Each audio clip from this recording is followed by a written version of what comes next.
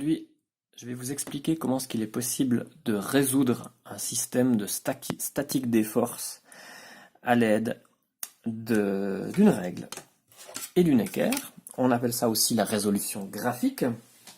Et donc, ce qu'il faut comprendre ici, c'est qu'on est dans un système de statique des forces. Par conséquent, si vous avez bien compris ce qu'on a vu la semaine passée, la somme des forces en statique des forces est égale à 0.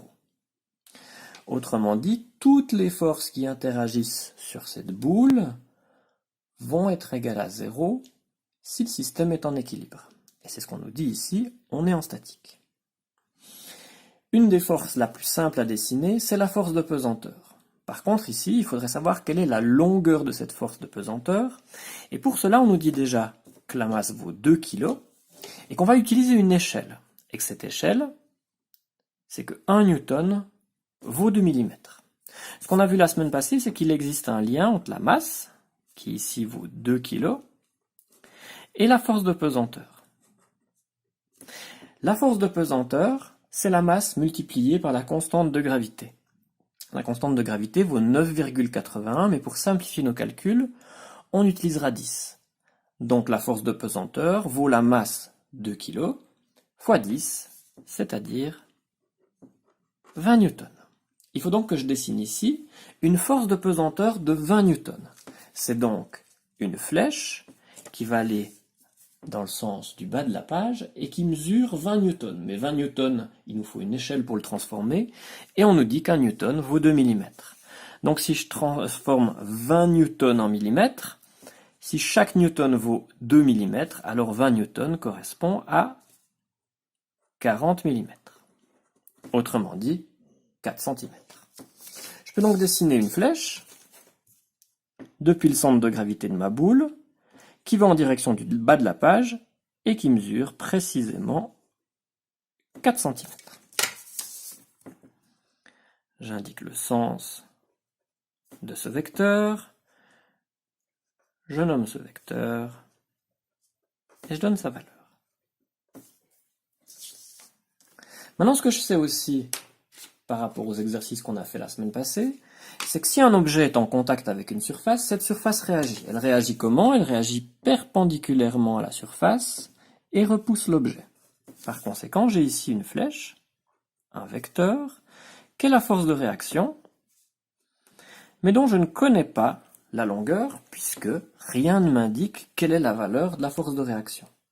J'ai également la corde qui tire, avec ce qu'on appelle une force de corde. La force de corde suit toujours la direction de la corde et tire, ici à nouveau, avec une valeur que je ne connais pas, donc je ne peux pas connaître la valeur précise de la longueur de cette corde. Maintenant, de cette flèche, pardon. Maintenant, ce qu'on sait par contre, c'est qu'en statique des forces, la somme des forces égale à 0.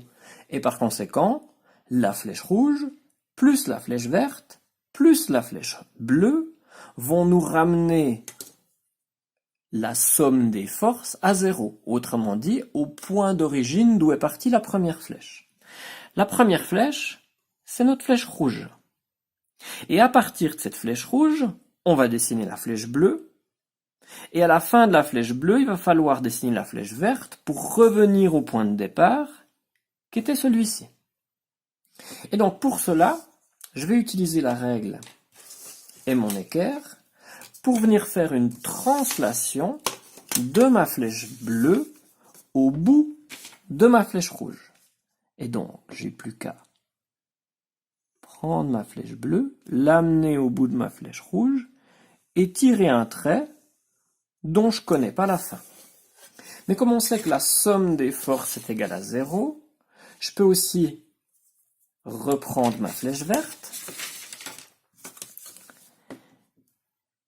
et venir pointer ma flèche verte ici sur le centre de gravité de la boule pour refermer somme des forces est égale à 0.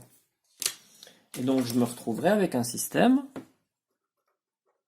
où j'ai bien la flèche rouge, la force de pesanteur, la flèche bleue, la force de réaction, et la flèche verte qui referme somme des forces est égale à 0. Maintenant, si je veux connaître la valeur de chacune des forces, ben, il suffit de mesurer la longueur de chacune de ces deux forces. Ici, ma première flèche mesure 38 mm.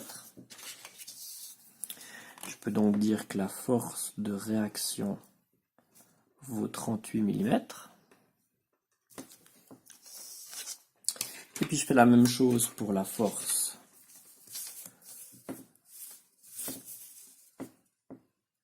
de corde. Ici, ma force de corde, elle vaut 17 mm, 16 mm.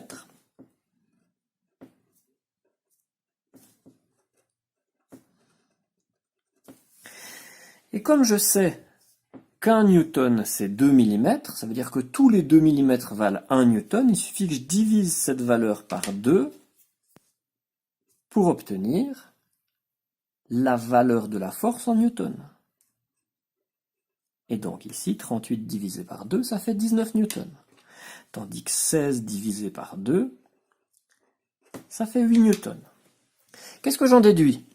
C'est que dans ce système, une boule retenue par une corde sur un plan incliné, ici, si j'ai un angle de 22 degrés pour la pente, alors la corde retient ma boule de 2 kg avec une force de 8 newtons. Et le sol réagit, repousse cette boule avec une force de 19 newtons. Si j'avais changé l'inclinaison du plan incliné ici, que j'étais passé de 22 à une valeur supérieure ou à une valeur inférieure, alors la force de pesanteur aurait toujours eu une valeur de 20 newtons. Par contre, ces deux valeurs auraient changé pour soit augmenter, soit diminuer en fonction de l'inclinaison de la pente. Voilà, vous connaissez tout. Et maintenant, à vous de jouer pour réussir à faire une résolution graphique des autres petits schémas des exercices qui suivent.